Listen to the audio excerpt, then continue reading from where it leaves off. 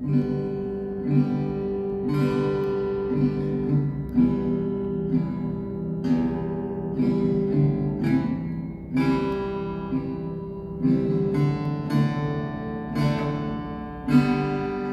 umaga po sa ating lahat. Nais ko pong magbahagi ulit ng mabuting balita ayon po sa John chapter 14 verse 1 to 14. Babasahin ko po. Let not your heart be troubled. You believe in God, believe also in me. In my Father's house are many mansions. I go to prepare a place for you. And if I go and prepare a place for you, I will come again and receive you to myself, that where I am, there you may be also. And where I go, you know the way you know.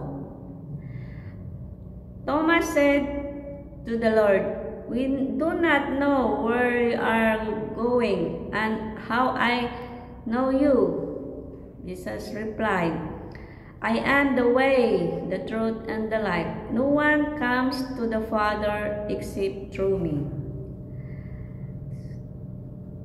If you know me, you would have known my Father also.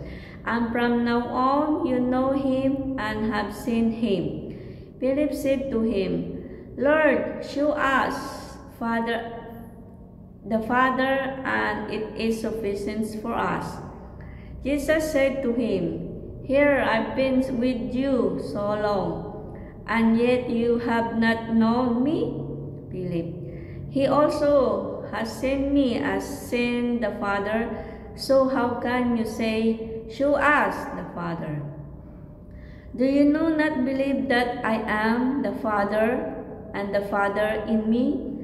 The words that I speak to you, I do not speak on my own authority, but the Father who dwells in me does the works. Believe me that I am the Father, and the Father in me, or else believe me for the sake of the works themselves. Most assuredly I say to you, he who believes in me, the works that I do, he will do also, and greater works that this will be, because I go to my Father.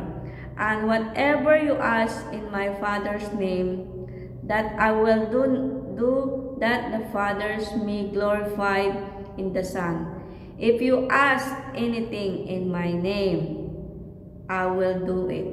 So, it's very clear that God is the way, the light, and the truth. At bibigyan ko pong din dito yung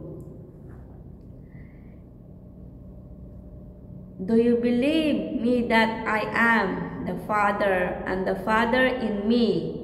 The words that I speak to you, I do not speak on my own authority, but the Father who dwells in me does the works.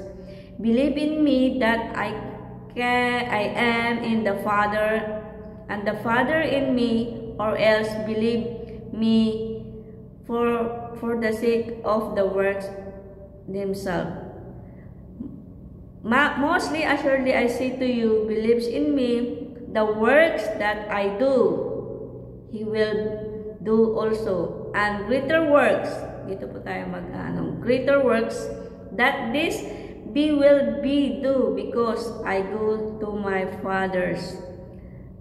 And whatever you ask in my name, that I will do, that the Father may be glorified in the Son. If you ask anything in my name, I will do it. So, dito, sabi dito, believing in God Jesus Christ, He is the way, the light, and the truth. Napakatotoo po to na yung ating prayer po is malinis, ang purpose. Alam nyo, matutupad po yung iniisip po natin na for the glory of the Lord, hindi po yung for the glory of the world. Alam nyo po, yung mababago po unti-unti yung ating pamumuhay. Kahit hindi po tayo magsalita or mag-share ng words of God, pag ang buhay po natin is nakikita po sa atin ang araw-araw, especially po dito. Ang ating ministry po as individual, unang-una po, we need our self-discipline. Kasi sa ating pansarili po muna natin makikita yon. The way you act, if somebody insult you, the way you respond kung ano yung itinatanong kayo.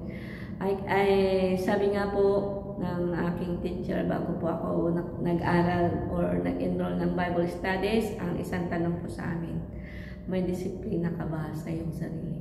So, yung tanong po yan before is napakahirap pong sagutin. But, unti-unti po, when God dwells or the Spirit dwells in your heart and you accept that and obey the words of God's want to share to everyone, alam niyo po guys, mahirap po siya but by the grace of the guide of the Holy Spirit, hindi niyo po namamalayan is unti-unti po is progressive po.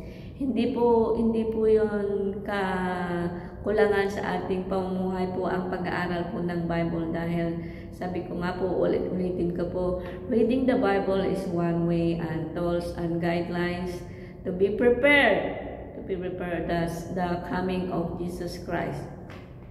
Alam niyo po ba na kung titignan niyo po, aralin niyo po ang Bible, supposed to be, ang pagbabalik po is ni Lord is for the third coming. Why po? Di po ba ipinanganak siya? Una po yun. Tapos namatay siya and he rose again. Pangalawa po yun. So, ang supposed to be po, ang hinaantay po natin is yung third coming po. But, mostly po, yung ibang nag-i-interpret, sabi nga is second coming. Di po ba? Kasi kung aaralin niyo po, kasi napakaliwanag po, ipinanganak po siya, di po ba? Ano na yun? She died and rose again. Yun po yung pangalawa. So, ang inaantay po natin is yung third coming. But sabi nga po sa Bible, no one can knows. Di po ba, matagal na po yan na sinasabi. Makikita nyo po yung, bata pa po ako niyan. Sabi po, the Lord is coming, the Lord is coming. Pero paalam nyo po ang totoo, the Lord is coming is everything coming. Once you read your Bible, alam niyo po, sumasa atin po ang Espiritu ng Panginoon dahil napakaliwanag po kung ano po yung commandment niya. Di po ba sabi niya dito, the greatest commandment that I give to you is love. Sabi nga, kung may love ka, you are my disciple. So napakaliwanag po na kung ayaw mong magmahal, ibig sabihin you are on processing. Sabi nga po, we are all in the process who are still alive. So, God give us many chance na kahit magkamali tayo, takbo, dapat, ganun na naman po. Pero at the end po, ang ating goal po talaga is magbalik loob po sa ating Panginoon. At hanggang dito na lamang po at naway itong aking ginagawa ay makatulong po sa mga baguhan. Basa-basa po tayo ng Bible dahil ito po yung ating food of spiritual. Alam niyo po, mas mainam po itong basahin kaysa po sa mga story, sa mga kinds of book. But other things can give us, but one of the essence books that we going to read is yung read your Bible. Hanggang dito na lang po at God bless everyone.